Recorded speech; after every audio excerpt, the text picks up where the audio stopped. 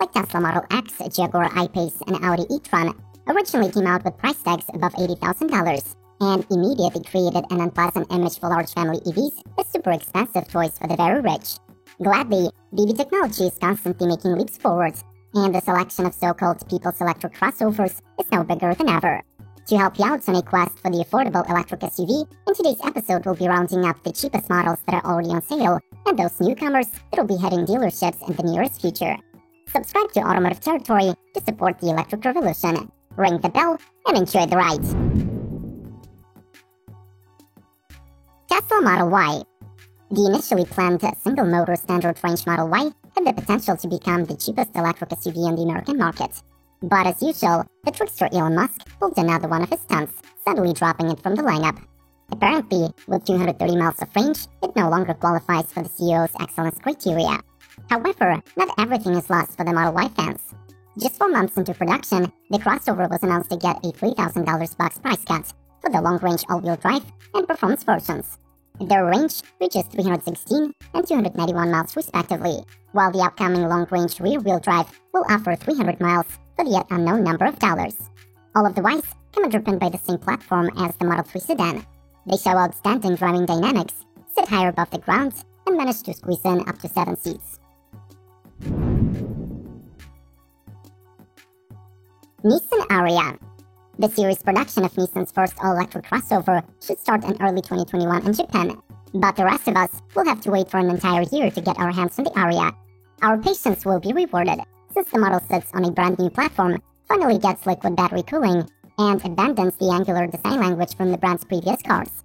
To suit any customer, the Ariya comes powered by a single motor or a 2-motor all-wheel drive system, juiced by 63 or an 87 kWh battery. According to the confirmed specs for the Japanese market, its maximum output reaches 394 horses, while the battery gets exhausted at 340 miles if translated to EPA cycle.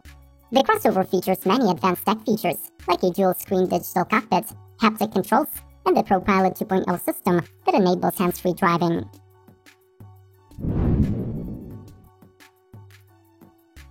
VW ID.4.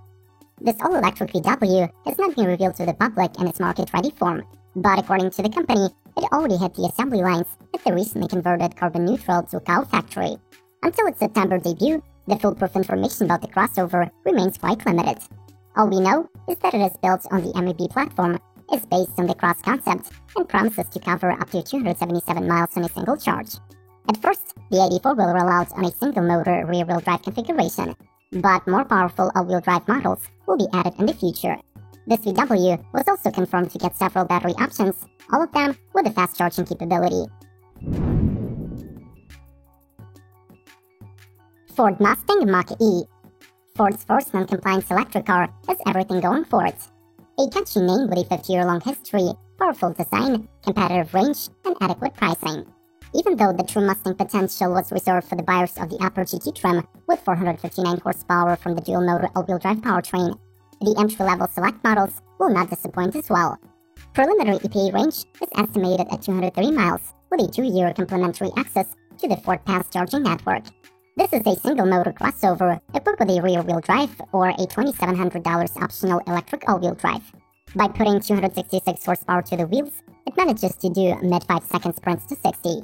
The CV gets an all-new vertical 15.5-inch Sync 4A infotainment, 10.2-inch digital cluster, and Ford's latest driver assistance tech, ProPilot 360 2.0.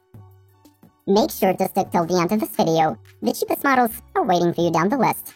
Like this episode to support the transition to electric vehicles, and let's get back to it. Peugeot E2008. Introduced as a part of the second-generation revision of the smallest Peugeot crossover, the E2008 is underpinned by the new PSA modular platform and is powered by the same battery electric setup as the electric version of the 208 hatch. Externally, you will easily distinguish the new E-badging, a new lion emblem, and a body-colored grille. Paired with a 136 HP motor, a 50 kWh battery offers slightly less range than the previously mentioned B-segment commuter, covering around 170 EPA estimated miles. The pack is covered by 8 years of warranty, and it boasts 100 kW DC fast charging capability, allowing 80% of the capacity to be replenished in 30 minutes. Inside, the cabin of the EV2008 differs only by the EV-specific software. The model is offered in 4 trim levels: Active, distinctive Allure, GT line, and the top-of-the-range GT. The base one rides on 16-inch wheels, gets LED headlights, and features leather steering wheel and cloth upholstery. Kia Niro EV. Back in 2018, when Elon was just starting to hype up the crowds for the Model Y, both major South Korean brands Kia and Hyundai had already started production of their more affordable alternatives. Since then, the Niro has been awarded a Car of the Year title by multiple outlets, and in general is considered a better buy than the Kona Electric due to a higher market treatment.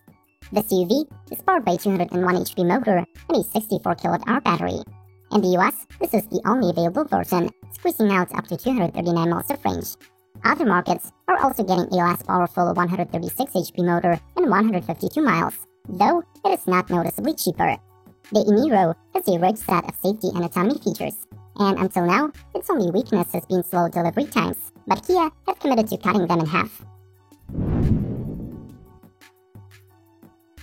Hyundai Kona Electric. As of today, this Kona is regarded as the cheapest and by many accounts the best electric crossover on the market, which leads to constant shortages of supply wherever you look.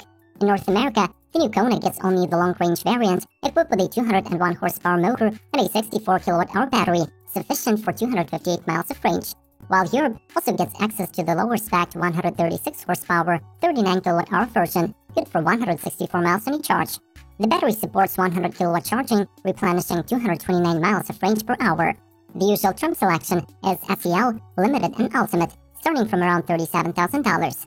The lowest configuration is surprisingly well equipped, offering Apple CarPlay and Android Auto, active safety assist, and functional 7-inch infotainment. But such features as LED lights, leather seating, and semi-autonomy require extra payments. MG ZS EV. Morris Garages is a British automotive brand with a 100-year-long history. It is mostly known for its two-seater sports cars. Currently, it belongs to the Chinese giant SAIC Motor Corporation, and since 2011 produces automobiles for the British, European, Australian, and Asian markets. The ZS EV is their latest electric family crossover introduction that will cost 25,000 British pounds after the plug-in car grants. The affordable price is not without its downsides. The single charge range is somewhat underwhelming 145 EP miles. The motor is 143 HP, 260 pound-feet strong, and the infotainment is far from intuitive.